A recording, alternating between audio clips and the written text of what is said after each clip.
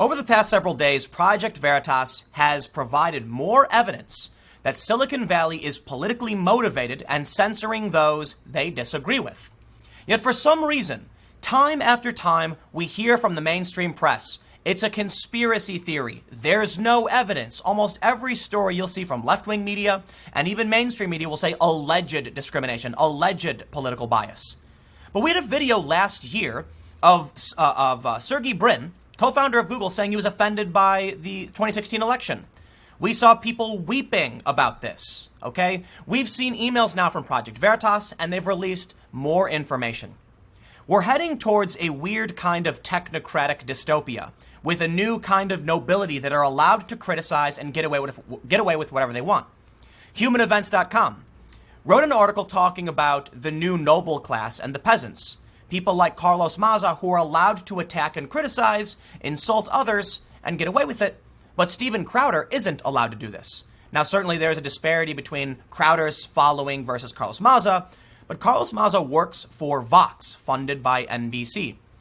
Project Veritas is being systematically purged from various social media networks. To me, it looks like Silicon Valley is circling the wagons and using their monopolistic power in each of their areas to protect each other's businesses. Google does video, Facebook does social feeds, Pinterest does, image content, and they're all protecting each other. Even Vimeo recently banned Veritas. So here's what we're going to do. Let's break down how Veritas is being unpersoned. I mean, they're an organization, but they're being stripped from the internet systematically. And I want to talk about the rise of this new dystopian moral future we have. The tech companies are going to be the moral arbiters, and it's kind of nightmarish. I have this tweet pulled up. Donnie O'Sullivan, a reporter from CNN, says Twitter says it will label tweets from Trump and other leaders that break its rules. Basically, what we're seeing here is that if you're an elite, you will be allowed to break the rules. Now, of course, they're starting with Trump. Get all the Trump supporters on board with it. Oh, but see, then Trump is allowed to break the rules. I don't care who's allowed to break the rules. When you give the elite class the ability to break the rules and regular Americans will be banned for the same thing, we are entering a nightmare dystopia. But Donnie O'Sullivan says something much more interesting about how there's no evidence. So let's go through the evidence. But before we get started, I'm going to do this. Go to timcast.com/donate if you'd like to support my work. There's a bunch of different ways you can do it. Cryptocurrency, physical address, PayPal. The most important thing you can do, share this video if you think it's worth sharing. We recently learned, thanks to Project Veritas, that my channel and others have been dramatically reduced in the suggested feeds. So YouTube is still recommending my content, but in a very different way, which means they're not suggesting it following other videos. So I'll rely on you to combat the censorship. More importantly, this feed is available as a podcast, and I'm going to ask you guys for a favor just this one time. Go to Apple or Google and subscribe to the podcast, and just look, it's a good backup. All of my content appears as an hour-and-a-half long segment every day at 6:30 p.m. on on most podcast platforms, and sign up there. I know some of you have been asking for it, so it is available now. And aside from that, minds.com/timcast. The reason I'm saying all this right now is I know it's kind of a long plug for my platforms, but it really is important that if we want to continue having these conversations and fighting back against these massive tech giants that are suppressing conversations, I need to let you know that you can find me elsewhere, because it's sooner or later, YouTube will strike me down, same as everyone else. I do not believe they're going to allow these conversations to persist into 2020. So I want to look at Donnie O'Sullivan's tweet. But this is a perfect segue into The Donald, right? I want to mention this real quick. The Donald on Reddit, the largest pro-Trump forum, I believe, on the internet, was quarantined. That means if you're not logged in, you can't see it. It's very difficult to pull up on mobile apps now. I had trouble going to the Donald on Reddit to see what they were talking about. I don't want to be conspiratorial, but it's a hell of a coincidence that on the day of the Democratic debates, Reddit takes them down 2 days after Carlos Maza and Media Matters publish a hit piece targeting them. And this is the point about a new nobility that we're looking at right here with Twitter's new rule. Now, of course, many Trump supporters will be like, oh, well, at least Trump's allowed to get away with it. Trump's tweets shouldn't break the rules at all. What they're doing is they're inching the line forward by saying, you know what? Trump's tweets break our rules, but we'll let it slide. They shouldn't break the rules at all. The president of the United States should be allowed to talk how he wants to talk so long as he isn't breaking the law. If the president wants to incite violence or say something that is against a law, fine, take it down. But he's not. Trump's opinions, they're telling you, they're priming everyone to say, if you talk like the president, you will be banned. So what happens? Trump's supporters are very likely to speak like the president. Sorry, you will be banned. The president will be okay, though, for now. What that means is in the future, anybody who talks like Trump won't be able to be elected. They won't be able to tweet. Someone like Trump will never get elected again, so long as these rules persist. Now, Donnie O'Sullivan jumps the shark. He says, putting a disclaimer on one of Trump's tweets would almost certainly bring a firestorm of criticism down on Twitter's head. Republicans in Washington, including Trump, often claim without real evidence that technology companies are biased against conservatives. Real great work, CNN reporter Donnie O'Sullivan. It's like you don't know Google exists. I did a Google search of Google bias, and you know what I found almost immediately? Because Google isn't, the censorship is not overt, it's subversive, it's quiet. A story from The Verge, a left-wing outlet. They talked about, in a leaked video published by Breitbart, you can see the co-founder of Google taking offense to the election of Donald Trump. Plain and simple, saying their values don't align with ours. That is good evidence that there is bias within the company. But how about this? How about my response on Twitter? Jack Dorsey personally saying to me on the Joe Rogan podcast that Twitter was too aggressive policing a conservative meme. That's evidence, right? How about Jack Dorsey saying in an interview that conservative employees are too scared to speak up at his company? Isn't that evidence? Isn't that evidence of a bias against conservatives? The answer is a resounding yes. But now let's move into the more scary part of our current news cycle. James O'Keefe is a controversial figure. That's fine. I'm not saying you have to trust him. You have to agree with him. I really don't care, okay? Like, I personally can appreciate the work he does, and I can appreciate the work of left-wing investigative journalism as well, especially going into, like, factory farms and things like that. Talking about migration, of course, investigative journalism is good. There's a political tint to what James O'Keefe does. Fine. I'm not even going to talk about that. I'm going to talk about the fact that Vimeo, a competitor or alternative to YouTube, has banned them. So this was yesterday evening, 5:30 p.m. He received this notice. Dear Project Veritas, your account has been removed by the Vimeo staff for violating our guidelines. You cannot upload videos that are hateful, defamatory, or discriminatory. In no way did anything O'Keefe publish defame, was it hateful or discriminatory? That makes no sense. Why would Vimeo take this down? Now, in my video the other day, I incorrectly stated that Vimeo had taken down the link, and that was an error I regret. Project Veritas had published a link to Vimeo. When I clicked it, it didn't appear, and many people were saying, wow, the video's been removed. And it said, sorry, this video cannot, the video cannot be found. And so I incorrectly assumed it had been taken down from that link. That was my fault. I regret the error. Later, I learned the video was still live and put the update in the video. But as it turns out now, as of yesterday, James O'Keefe, Project Veritas expose on Silicon Valley censorship was censored. Now, YouTube deleted the main video claiming privacy. Okay, privacy claim. Dubious, but sure. Make the argument. Vimeo's claiming it was hateful, defamatory, discriminatory. Defamatory to who? It was factual information from a whistleblower with documents. Defamatory, I would imagine, in any, like, good faith context, would be false information meant to smear someone, to lie about them, to harm them. You're allowed to have your opinion. James O'Keefe published documents and a whistleblower statement on the, coming out and saying with documents, here's what Google is doing and why they're doing it. Or a statement from a woman, Jen Janai, who made herself a public figure with a post on Medium saying, this is what, on video, this is what we're doing. She denied it later, and she's incorrect because there's evidence. Now we can move on to where it's gotten really crazy. The timeline Project Veritas has posted.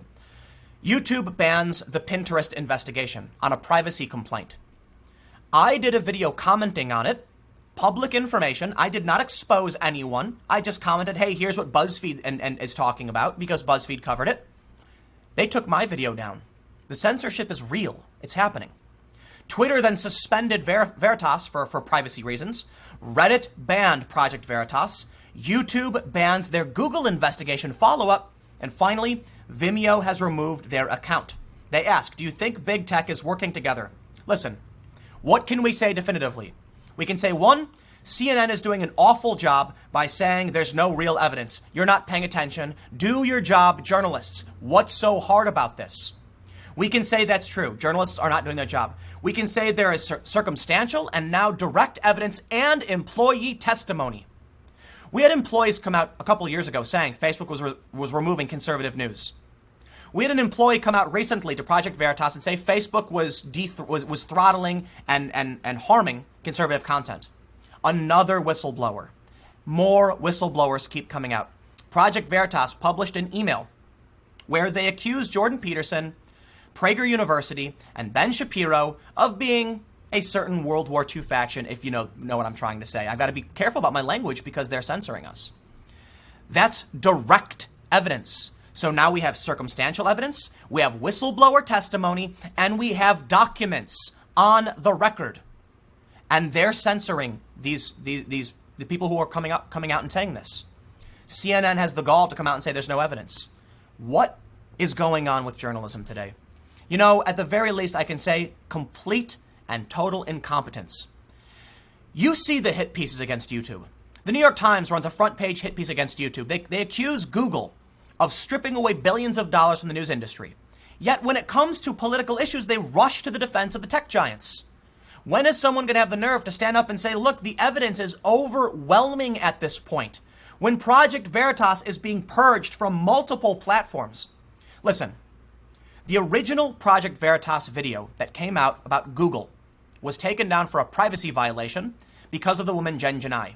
The only problem? Before it was taken down, I believe it was before, she published a post on Medium outing herself and making herself a public figure. She made a public statement addressing what had happened. Yet they took it down as a privacy violation. You can't have your cake and eat it too. That says to me the privacy takedown was fictitious. It was a fake reason, justification for removing an expose that proves Google is biased. Here's the thing. For the longest time, these companies have claimed, oh, it's just how we're moderating. Now we have direct evidence that they're actually off their gourds, accusing Jewish people of being the perpetrators, people who persecuted them. It's absurd. The evidence comes out now, and so they're doubling down and backpedaling. But I'll say this. The streisand effect is a real thing, and you will not be able to censor everyone. In my video the other day, I censored some names to make sure they couldn't take my video down, and they can't. The message will get out, and the evidence will be presented. So here we have another post from James O'Keefe I want to highlight. He says, truly an extraordinary series of events. The stories are taken down not because they are false, but because they are true. The closer to home we hit, the more truth we reveal, the worse it gets. Nothing stops. So many insiders. It's happening now. The fight has gone too public to hide. Veritas released more information. In a news story, they exposed that Google was manually manipulating search results on YouTube in an Irish referendum on pro-choice versus pro-life. Breitbart had an insider a leaked conversation which alluded to this being true. Veritas got the documents and published them showing it's true. How much evidence do we need to prove it? We're there. I've got a few more things I want to highlight because I think you guys understand the issue. A special shout out to BitChute and to Minds.com. I have my content hosted on Minds. I think they do a pretty good job of defending speech. Instead of taking content down, if it crosses a line, they filter it for not safe for work, the same as many other social networks. However, we're seeing an increase in takedowns from the big players. BitChute continues to host Project Veritas's Google expose, now breaking 228,000 views on BitChute.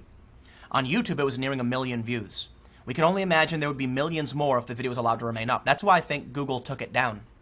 So there are companies, there are platforms that are popping up that are challenging the bad press and the censorship. So there's a reason why I've been very active in promoting Minds. Full disclosure, I am now in the same building as Minds because I saw them as people who really had shared similar values and want a free and open internet and were willing to defend free speech. BitChute is doing something similar.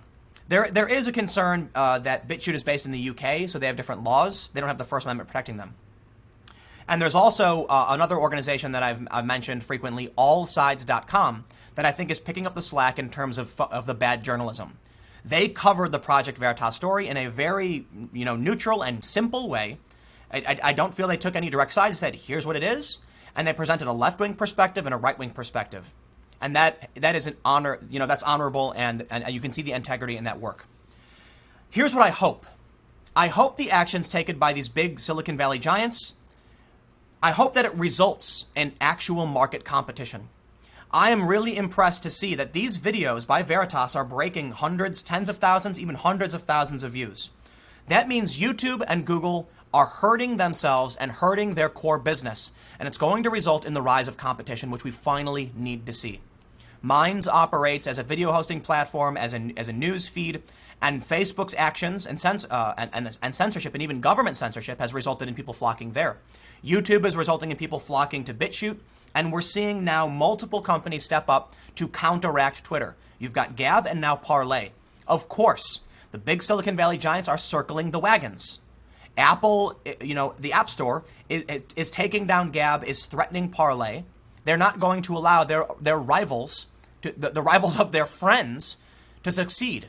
And that's what truly is scary to me, that these companies in San Francisco protect one another. They use their power in various sectors to suppress any competition for their buddies. That's why we need some kind of regulation or some kind of takedown. I don't know what form it should take. I'm not the smartest person in the world, but I'm glad to see we got this video here. Dan Crenshaw grilling Google. Ted Cruz the day before. Louis Gohmert coming out with a statement. Google should not be allowed to do this. We need a full-on investigation. The evidence is here, okay? Veritas has put it out, and they are trying to unperson Veritas because of this. I want to make a point about some other information that I think is alarming in this similar field. We've got a new story. Not 5 things I want to know about summarized each morning, CNN, but thanks for the pop-up. This is from yesterday night. Bank of America will no longer do business with companies that run detention centers. This news follows a few months ago. We heard that, this is the wrong story, I'm sorry. A few months ago, we heard that JP Morgan would stop financing private prisons and detention centers after protests. I'll say this. I absolutely 100% object to private prison systems because they create an incentive to incarcerate. And I look forward to them being shut down, and I look forward to good government oversight to create real rehabilitative centers for criminals. But what we're seeing with these banks appears to be morality business decisions. Banks like Bank of America and JP Morgan are changing their behaviors because of protests. To me, that's alarming. I think what they're concerned about is the bad PR resulting in customers leaving the bank. But that means the bank is making decisions not based on the needs of the public. They're making decisions based on moral choices. I fear this is only going to result in a dramatic escalation in the culture war and push us closer towards actual civil conflict. Chase Bank debanked, whatever you want to call it, some conservative personalities. That's scary. MasterCard put pressure on Patreon to ban a certain, a personality who challenges Islamic extremism. And now we see Bank of America saying they're not going to do business with companies that run detention centers. So what do? Who finances them? I do think the government should be running these things, not private entities, for sure. But I also think the solution isn't an abrupt moral change that shutters these businesses and creates complete social upheaval. I guess I'm a reformist. I think we need to sit down and make changes to fix the system, not knock it down and let everything go crazy. But the reason I highlight this is that what we're seeing is massive corporations injecting their morality to determine policy. The government seems to be helpless. And that's the story I was highlighting that I clicked over on accident. It's from the Resurgent, which I'm not familiar with, but they say corporate despotism. Governments don't have a monopoly on tyranny. Just ask Bank of America. I'm not going to read through it, but I highlight this to make a point. This story highlights what Bank of America did. What I'm seeing now in a true, American liberal fashion, where the Democrats used to be, are massive corporations that have privatized censorship and moral policing. The government can't do it. We have a constitution. So what ends up happening? Bank of America takes a moral stance to shut down detention centers. I'm sure the activists are very happy. But if the Democrats and the far left got behind Trump in the first place when he said there was a border crisis, you wouldn't have kids in these horrifying conditions. I do not appreciate the conditions at the border. I think we need to get the funding over there, get the beds over there, help these kids out, and do what we can to solve this problem. But it seems like the Democrats ignoring the problem and obstructing created the horrifying conditions.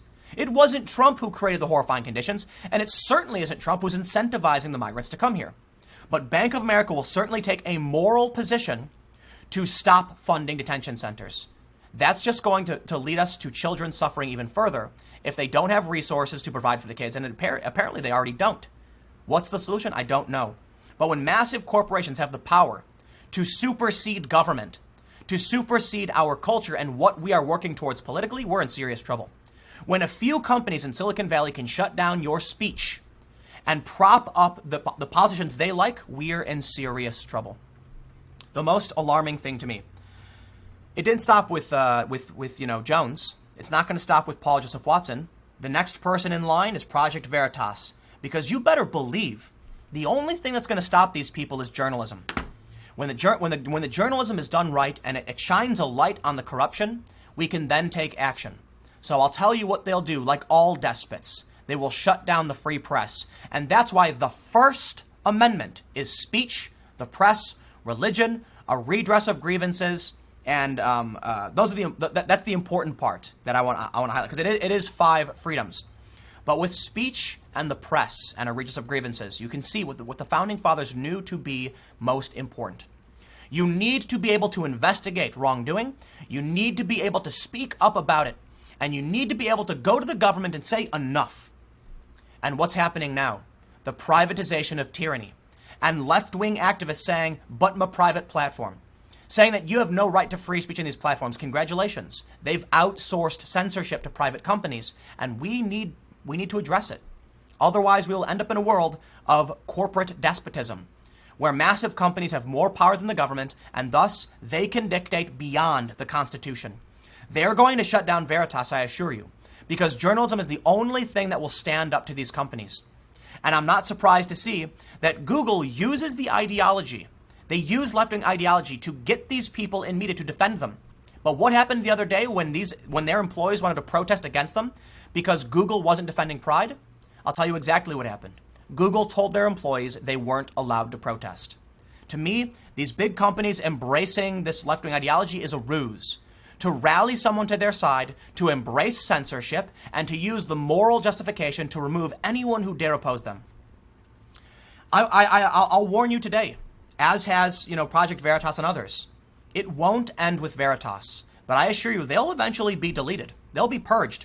They'll be smeared in the historical record, and you will see Wikipedia start smearing, and they already do it. I'll tell you this right now. I mentioned the other day.